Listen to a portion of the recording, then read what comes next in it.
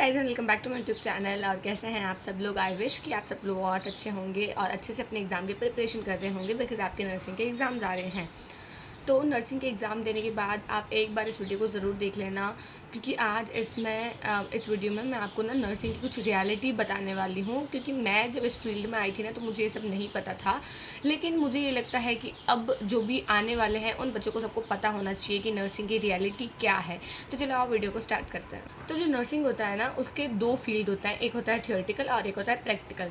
Theoretical wing में जितने भी आपके सब्जेक्ट हैं उनको आपको अच्छे से पढ़ना होता है, और उसके बाद उन सब्जेक्ट के जो नॉलेज है, जो आपने उन है ना किताबों से घोट घोट के पढ़ा है, उसको आपको अपने प्रैक्टिकल फील्ड में देखना होता है, ऑब्जर्व करना होता है, और वहाँ से कुछ प्रैक्टिकल जो नॉलेज होता है वो सीखना रहता है। तो जो थियोरेटिकल विंग है वो आपका कॉलेज में पूरा होता है, और जो प्रैक्टिकल विंग है वो आपका हॉस्पिटल में पूरा होता है। अब जब इन दोनों विंग्स को हमें पूरा करना है, दोनों जब विंग्स हमारे बनेंगे तभी हम उड़ पाएंगे।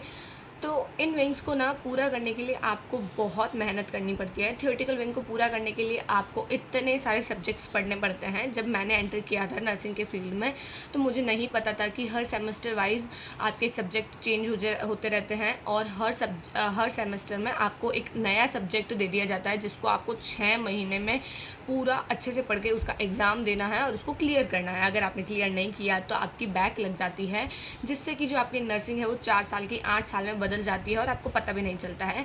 तो जो आपका थियोरेटिकल विंग है ना, वो बहुत अच्छा होना चाहिए। तो अब जैसे अलग अलग सब्जेक्ट हैं, ठीक है, तो अगर आपको आपका थियोरेटिकल विंग अच्छा नहीं है, ठीक है, और आपको प्रैक्टिकल में भेज दिया है, अब आपको किसी है ना लेबर वार्ड में भेज दिया है, लेकिन आपको ऑप्स एंड गायनी का कोई नॉलेज ही नहीं है, तो आप उस फील्ड में अच्छे से काम नहीं कर पाएंगे।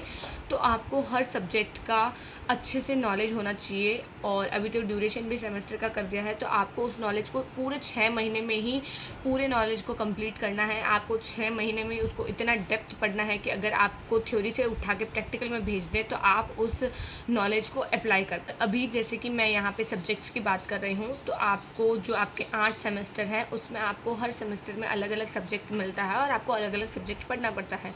जब मैंने एंटर किया था ना, मैं तभी आपसे रिलेट करके बता पा रही हूँ। तो जब मैंने एंटर किया था ना, तब मुझे पता भी नहीं था कि साइकोलॉजी, साइकेट्रिक ऐसा भी कुछ होता है। हाँ ठीक है, मुझे पता था कि हाँ ठीक है, एनाटॉमी, फिजियोलॉजी वगैरह आती है। साइकोलॉजी, सोशियोलॉजी, साइकेट्रिक है ना, चाइल्ड हेल्थ नर्सिंग, ये सब क्या होता है मुझे नहीं पता था। लेकिन आपको हर सेमेस्टर में एक अलग अलग एक सब्जेक्ट उठाना है, उसको 6 महीने में पढ़ना है, उसका एग्ज़ाम देना है और आगे निकलना है। लेकिन उस नॉलेज को भी साथ में लेके चलना है और आगे वाले और नॉलेज को ऐड करना है। तो ऐसे करके आपके पास पूरे 4 साल, 8 सेमेस्टर और इतने सारे लॉट्स ऑफ सब्जेक्ट हैं, जिनकी आपको थ्योरी पढ़नी है, उनको प्रैक्टिकल में अप्लाई करना है, थ्योरी भी याद रखनी है, प्रैक्टिकल में जो आपने देखा है, जो सीखा है, उसको भी आपको याद रखना होता है। और जितना ईजी लगता है उतना ईजी होता नहीं है। तो बहुत हेक्टिक काम है ये सारा। तो जो कहते हैं ना कि नर्सिंग बहुत इजी है यार, हर कोई कर लेगा, उनको ना एक बार पकड़ के लेके आओ। उनको है ना बोलो कि ये आप है ना 6 महीने का, सिर्फ 6 महीने का या फिर 1 साल का आप ड्यूरेशन करो, और उसके बाद आपको पता चलेगा कि ये क्या हो रहा है भाई साहब यहाँ पे। और जो बच्चे हैं ना ऐसे करते हैं ना कि बीएससी नर्सिंग में एडमिशन लेते हैं, उसके बाद अपने नीट का प्रिपरेशन करते हैं, कर सकते हैं, और अगर मे बी उनमें का नीट में हो जाए तो बहुत अच्छी बात है। लेकिन अगर नहीं होता है ना, तो वो नीट से भी पीछे हट जाते हैं, क्योंकि फिर उनसे हो नहीं रहा है। और जो बीएससी नर्सिंग है उसके भी फिर सेमेस्टर वाइज चलते रहते हैं, तो फिर उनमें भी अगर वो कहीं पीछे रह जाते हैं, कहीं बैक वगैरह लग जाती है, तो ना वो इस साइड में जा पाते हैं ना वो इस साइड में जा पाते हैं, दोनों से ही पीछे रह जाते हैं, और फिर वो एक ही रास्ते की साइड जाते हैं, और वो होता है डिप्रेशन।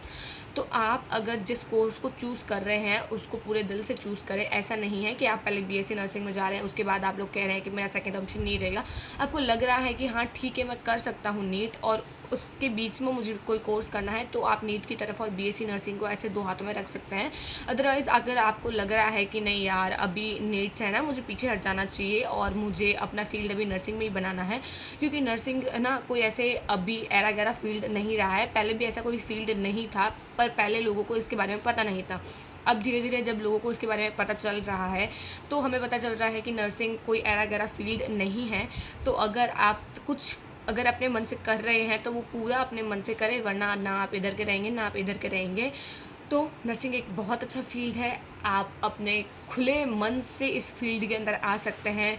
और अगर आप है ना यहाँ पे पहुँचने का भी सोच रहे हैं ना इस फील्ड में, तो आप यहाँ पे भी पहुँच सकते हैं।